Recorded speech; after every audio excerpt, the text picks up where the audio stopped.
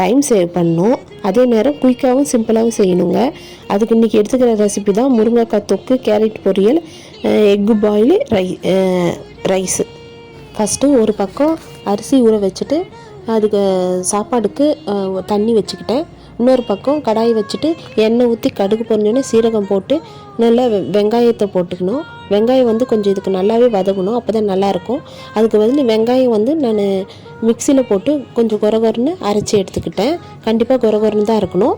அதுக்கு நல்லா வதங்கினோடனே முருங்கைக்காய் போட்டுட்டு அதையும் கொஞ்சம் 2 மிக்ஸ் பண்ணிவிட்டு தக்காளி போட்டு உப்பு போட்டு நல்லா வதக்கி எடுத்துக்கலாம். இந்த தக்காளி வதங்கும் போது கொஞ்சம் சிம்மில் வச்சு நல்லா வதக்கி எடுத்துக்கோங்க. அந்த நேரமே நான் கேரட்டையும் க்ளீன் பண்ணி எடுத்துக்கிட்டேன். இன்னொரு நேரம் தேவையான அளவு மிளகாத்தூள் போட்டு நல்லா வதக்கினோம். கண்டிப்பாக தண்ணி ஊற்றிடாதுங்க. நல்லா மிளகாத்தூள் வதங்கினதுக்கு அப்புறம் தான் தண்ணி ஊற்றணும், அப்போ தான் டேஸ்ட் நல்லாயிருக்கும். இன்னொரு சைடு சாப்பாடும் வெந்துடுச்சு, அதையும் நம்ம வடித்து விட்டுடலாம். இது பாருங்கள், தேவையான அளவு உங்களுக்கு எந்த அளவு திக்னஸ் வேணுமோ அதுக்கேற்ற மாதிரி தண்ணி ஊற்றி நல்லா இதை மூடி வச்சு வேக வச்சு எடுத்துக்கலாம். முருங்கைக்காய் வேகணும்ல. இன்னொரு சைடு வந்து கேரட்டும் நான் திருவி எடுத்துக்கிட்டேன் நடுவில்.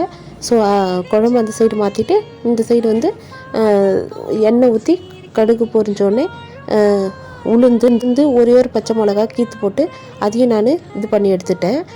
நீங்கள் வந்து செய்யும் போது கொஞ்சம் ஒரு அரை வெங்காயம் வந்து கட் பண்ணி போட்டுக்கோங்க, நல்லாயிருக்கும். வெங்காயம் போட்டால் இன்னும் கொஞ்சம் டேஸ்ட் இருக்கும். நான் வந்து குழந்தைங்களுக்கு செய்கிறதுனால வெங்காயம் வேண்டான்னு இது பண்ணியிருக்கேன். எப்பவுமே இந்த காய் செய்யும் போது நிறைய தண்ணி ஊற்றி செய்யாதீங்க, அது டேஸ்ட் நல்லா இருக்காது. இது மாதிரி மூடி வச்சு செய்யுங்க. தேவைப்பட்டால் கொஞ்சமாக தண்ணி தெளித்து செய்யுங்க, நல்லா சாஃப்டாகவே இருக்கும். குழந்தைக்கு கொடுக்குறதா நான் தண்ணி லைட்டாக தெளித்து தான் செஞ்சேன். நல்லாவே சாஃப்டாக நல்லா வெந்து இருந்துச்சு, டேஸ்ட்டும் சூப்பராக இருந்துச்சு. கண்டிப்பாக ட்ரை பண்ணுங்கள். குழம்பு ரெடி ஆயிடுச்சு. குழம்பு நம்ம இறக்கிட்டு அடுத்தது முட்டை அவிச்சிடலாம். அப்புறம் ஒரு பக்கம் காயும் ரெடி ஆயிடுச்சுங்க.